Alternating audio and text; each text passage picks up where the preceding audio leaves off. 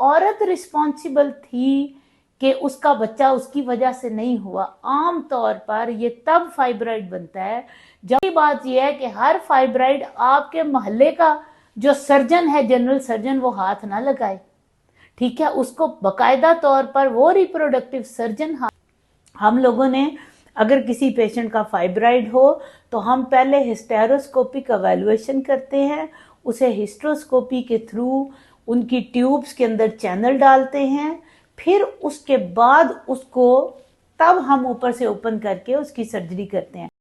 अस्सलाम वालेकुम मैम, मेरा आपसे एक क्वेश्चन है।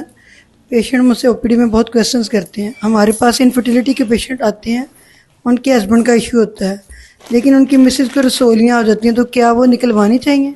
क्या हो जाती है मिसेज को? फाइब्राइड हो जाते हैं यूट्रस।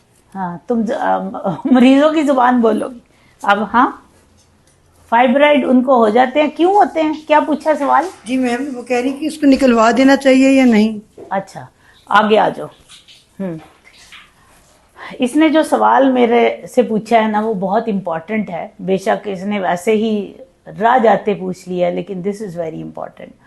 पहली तो बात यह है कि जिन खवातीन में अगर मेल इनफर्टिलिटी भी, यानी उनके हस्बैंड का प्रॉब्लम था, लेकिन उनकी अपनी रसोलियाँ भी बन जाती हैं, और वो क्यों बनती हैं, उसकी वजह ये होती है कि जब एक औरत को शदीद ख्वाहिश हो बच्चा होने की, तो उसके बाद अगर उसका बच्चा ना हो रहा हो तो साइंस कहती है कि वो यूट्रस अपने आप को कंपनसेट कर लेती है फाइब्रॉइड्स की सूरत में, और सासें आके बड़े दावे से कहती हैं इसको तो रसोलियाँ हो गई हैं। इसलिए अभी आज भी मेरे पास एक पेशेंट आया, तो उसकी जो सास थी, इसको रसोलियाँ हो गई हैं, इसलिए ना मेरा बेटा दूसरी शादी कर रहा है।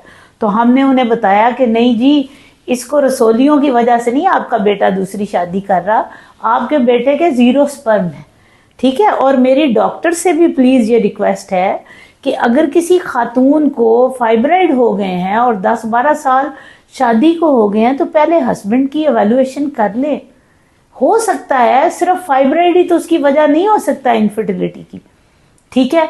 फाइब्राइड में तब उसको रिमूव करें अगर हमने कोई एम्ब्रियो ट्रांसफर करते वक्त डॉक्टर रिप्रोडक्टिव सर्जन जो है वो खुद कहता है कि जी मुझे प्रॉब्लम होगी, कि मेरा एम्ब्रियो रखने में ये रुकावट बन सकता है, तो तब हम उनका फाइब्राइड निकालते हैं। अगली बात आ गई, फाइब्राइड तब भी निकाला जाता है अगर वो कैविटी के अंदर आ रहा है और एम्ब्रियो इम्प्लांटेशन में हिंडर कर रहा है, तब निकालते हैं।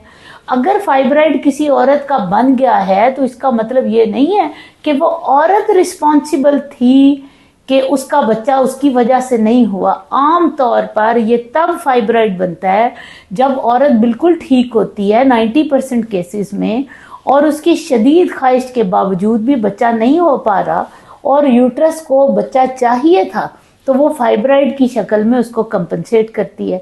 अब अगली बात हो गई कि हर फाइब्राइड नहीं निकालना।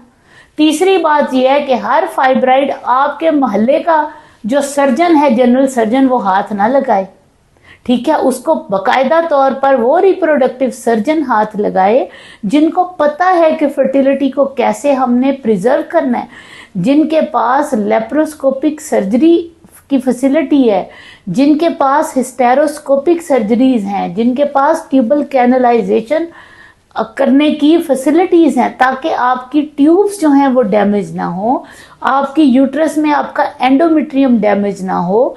आप थोड़ा सा सब्र कर लीजिए। अगर आपको किसी डॉक्टर ने भी कहा है कि आपके फाइब्राइड हैं और हमने रसोली निकालनी है और वो ज़रूरी भी हो गई है, आपको ब्लीडिंग भी ज़्यादा है या वो बहुत ज़्यादा साइज़ है, तो प्लीज़ मेरी आपसे हम्बल रिक्वेस्ट है कि एक टर्शरी केयर सेंटर में जाएं जहाँ पे ये सारी फैसिलिटीज़ हों।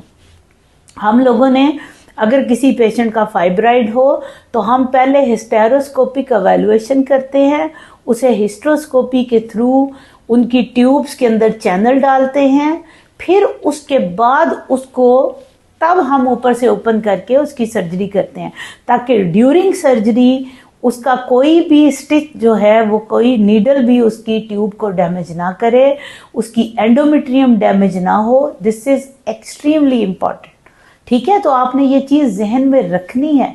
आपको पता होना चाहिए कि हमें अगर हमारी सर्जरी होनी है तो किस जगह पे हो और कहाँ पे हमने करवानी है। ठीक है, और तो कोई सवाल नहीं है ना? खुश रहिए, फी अमान अल्लाह।